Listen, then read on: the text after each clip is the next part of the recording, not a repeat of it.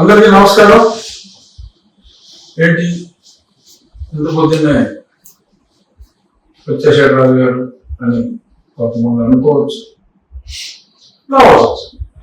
ఏంటంటే మరి ఈరోజు ఉదయం జగన్మోహన్ రెడ్డి ఆధ్వర్యంలో నడిచే సాక్షి పత్రికలో నాకేదో సుప్రీంకోర్టులో షాక్ వచ్చిందని ఏదో తొలి పేజీలో మంచి పాడు, మూడో పేజీలో ఇంకొంత వేసి మంచిగా అవడానికి ఇచ్చాడు జగన్. ఒక గమనిక, ఇది నేను డిప్యూటీ స్పీకర్ హోదాలో మాట్లాడతా తర్వాత రఘురామకృష్ణరాజు గానే మాట్లాడుతున్నాను. ఏ జగన్మోహన్ రెడ్డి చేత నేను హింసించబడ్డాను, ఆ హింసకు గురి కాబట్ట రఘురామకృష్ణరాజు గానే మాట్లాడుతున్నా. ఇక్కడ నేను డిప్యూటీ స్పీకర్ గా మాట్లాడటం లేదు. అప్పట్లో జగన్మోహన్ రెడ్డి ముఖ్యమంత్రిగా విచ్చలవిడిగా వ్యవహరిస్తున్న రోజుల్లో అతడికి నాకు కొన్ని పాలసీల మీద డిఫరెన్స్ వచ్చిన తొలినాళ్లలో అప్పట్లో అతని పార్టీలో ఉండి తర్వాత ఇంకేదో పార్టీలోకి వెళ్ళి ఎంపికైన ఒక అజానుబాహుడి నేతృత్వంలో ఒక కంప్లైంట్ ఇప్పించాడు. అది వెంటనే అప్పట్లోనే సిబిఐ వాళ్ళతో ఇమ్మీడియట్ గా ఒక రైడ్ చేయించి, అప్పట్లో సాయిరెడ్డి గారు అక్కడ ఉండేవారు కదా, ఆయన కూడా అక్కడ ఫాలో అప్ చేసి ఎఫ్ఐఆర్ కూడా అప్పుడే హడావుడిగా చేయటం జరిగింది. ఇన్వెస్టిగేషన్ కూడా అయిపోయింది. బట్ వేరే మంచి ఎవరెవరో ఇటువంటి ఎమర్జెన్సీగా నోటీసులు ఇవ్వకుండా ఇలా ఎఫ్ఐఆర్ చేస్తే కొంతమంది సుప్రీంకోర్టులో ఉంటే వాళ్ళతో పాటు నా కేసు కూడా ట్యాగ్ అయింది. ఆ ట్యాగ్ అయిన కేసులో 3 సంవత్సరాల తర్వాత దాన్ని నిన్న అన్ని కేసులతో పాటు నా ఒక్క కేసు కాదు, ఈ సాక్షుడు నా కేసు రాశాడు ఒక కంపెనీ కేసు పేరు. Okay fine.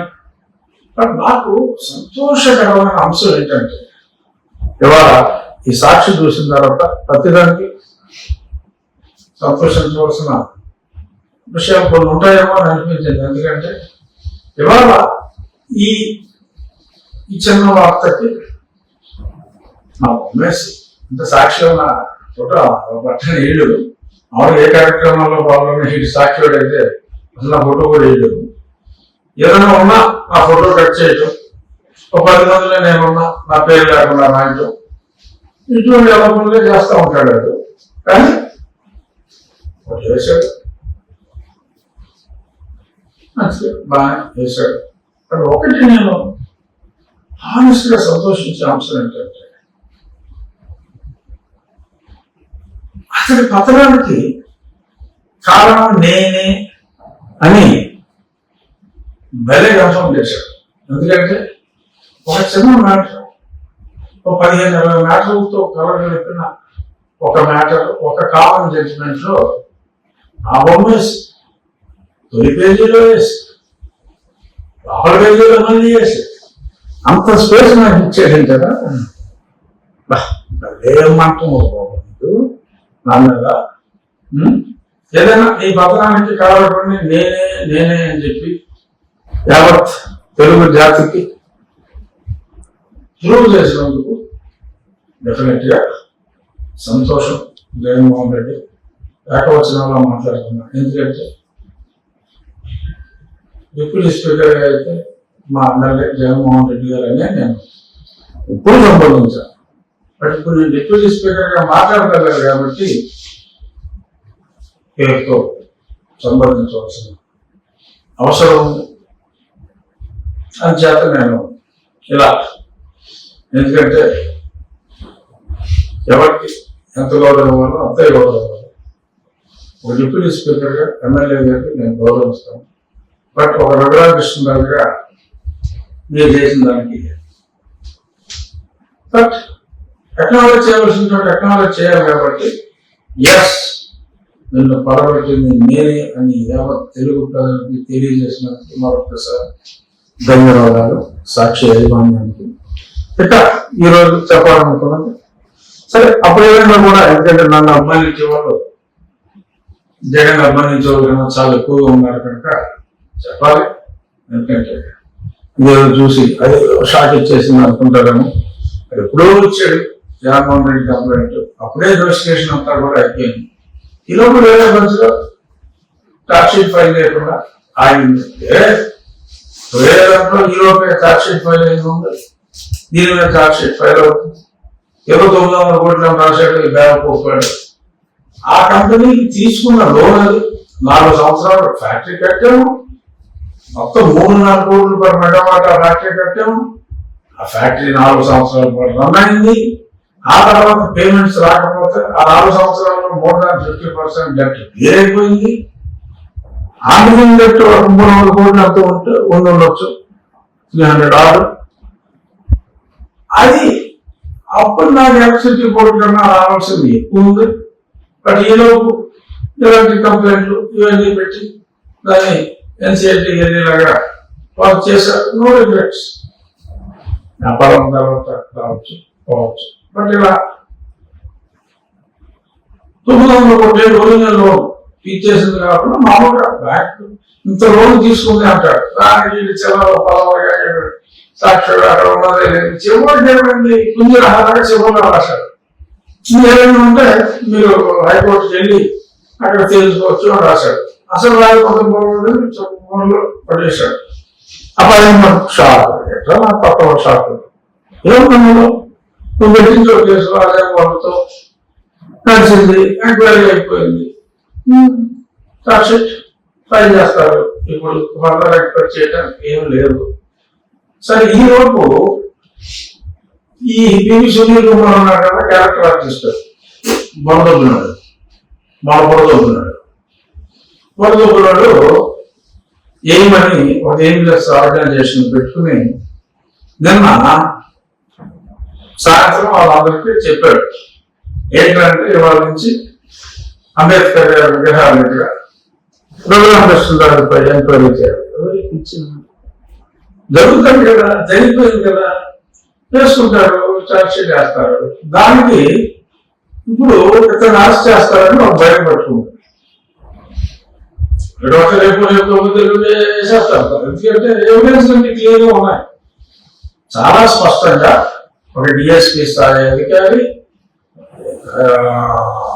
ఎస్ఐ స్థాయి అధికారులు, కానిస్టేబుల్స్ స్పష్టంగా ఆ సంఘటన జరిగిన తర్వాత ఎవరన్నా మాట్లాడితే ఎవరన్నా చెప్తే చంపేస్తాను అని చెప్పి ఈ సునీల్ కుమార్ బెదిరించేడు అన్న 164 స్టేట్మెంట్ మ్యాజిస్ట్రేట్ ఎదురకుండా జనాలు దేవుడు వాడు కాపాడాడు.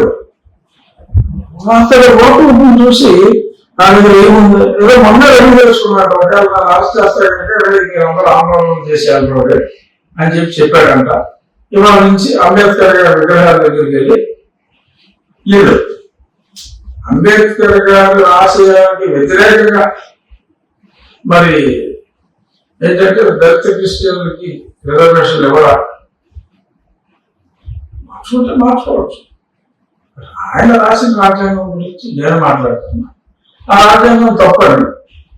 మళ్ళీ సమర్థించే వాళ్ళకి వ్యతిరేకంగా అంబేద్కర్ విగ్రహం దగ్గరే, ఆయన అంబేద్కర్ గారి విగ్రహం దగ్గర వీళ్ళు ఆందోళన చేస్తూ రఘురామకృష్ణరాజు గారు ఆయన స్పీకర్ పదవిలో ఉన్నప్పటికీ, డిప్యూటీ స్పీకర్ పదవిలో ఉన్నప్పటికీ చెయ్యాలి చెయ్యాలి చెయ్యాలి చెప్తారా, దాని మీద సంబంధం లేదు, చేస్తారు. మీరు ఊపే ఒత్తులకి భయపడే వాళ్ళు ఎవరో ఉండొచ్చేమో కానీ మన దగ్గర కుదరదమ్మా, కుదరదు. ఏ ఆశాలు ఎవరి ఆశాలు వేసుకోండి, వారు మాట్లాడతారన్నారు చేసుకో. అన్ని విగ్రహాల దగ్గర Raghurama Krishna Raju down down, TV Sunil Kumar జిందాబాద్ అని చెప్పి మీ ఆశాలు, మీ పార్టీ ఆశాలు మీరు వేసుకోండి. ఓపెన్ గా చెప్తున్నా, మీ పార్టీ ఆశాలు మీరు తీసుకోండి. వెయిట్ చేస్తాను. ఇక నిన్న ఒక వీడియో వచ్చింది నాకు, జనవరి 1 నుంచి కొంతమంది దళిత క్రిస్టియన్లకి రిజర్వేషన్లు ఇవ్వాలి, రఘు వెంకటకృష్ణరావు ఆలయాలు నశించాలి, ఆయన కొన్ని ప్రార్థనాలయాలు కూల్చివేశారు ఉండిలో. అందుకని ఉండిలో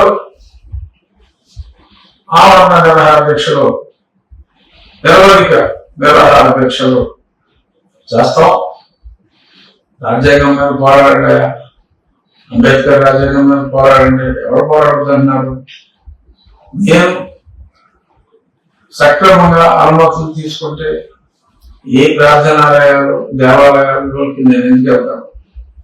రోడ్డు మీద, కాలువల మీద, కాలువ గట్ల మీద కూడా కాదు, కాలువల మీద కొన్ని ప్రార్థనాలయాలు ఉంటాయి. ఇల్లు అటువంటివన్నీ కూడా అక్కడ మలమూత్రాలన్నీ అదే కాలువ, అదే పట్టకాలలో నుంచి చెరువుల్లోకి వెళ్ళి నీటి వ్యవస్థ, మంచినీటి వ్యవస్థ అత్యంత దారుణంగా మారింది. కాబట్టి నేను తీసేసిన వెళ్ళవు అంటే ఆల్టర్నేట్ సైట్ ఇచ్చి, లోన్ ఇచ్చి, అది గ్రాంట్ ఇచ్చి ఇవన్నీ చేస్తే అందులో బీసీలు ఉన్నారు, రాజులు ఉన్నారు, కాపులు ఉన్నారు, ఎంతో మంది ఉన్నారు. కొంతమంది దళిత క్రిస్టియన్స్ కూడా ఉండవచ్చు. అక్కడ మేము అయ్యాను చూడాలి. సో దేవాలయాలు కూర్చోరు, ప్రార్థనాలయాలు కూర్చారు, మసీదులు కూల్చారు, ప్రార్థనాలయాలే దాని గురించే మాట్లాడారు, కూల్చారు అని చెప్పి మాట్లాడటం ఖచ్చితంగా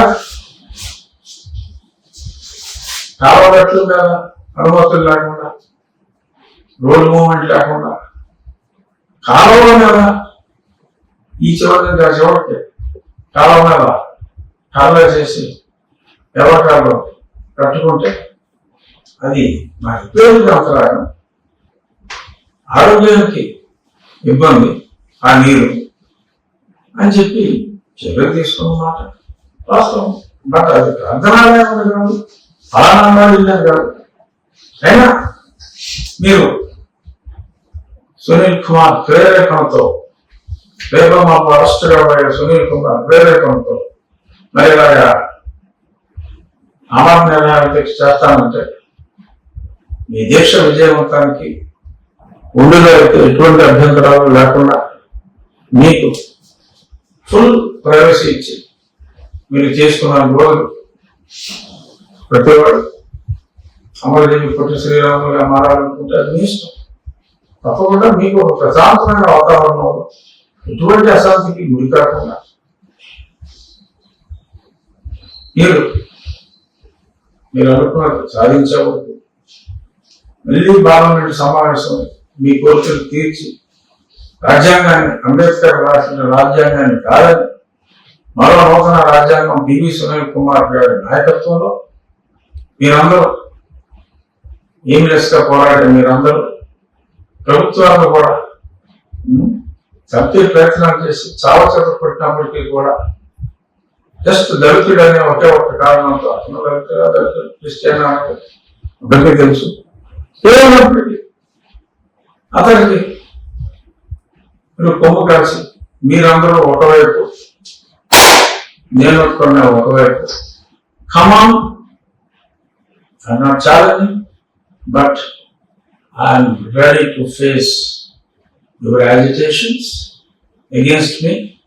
Once again, thank you for giving me the right elevation at the right time. Goodbye.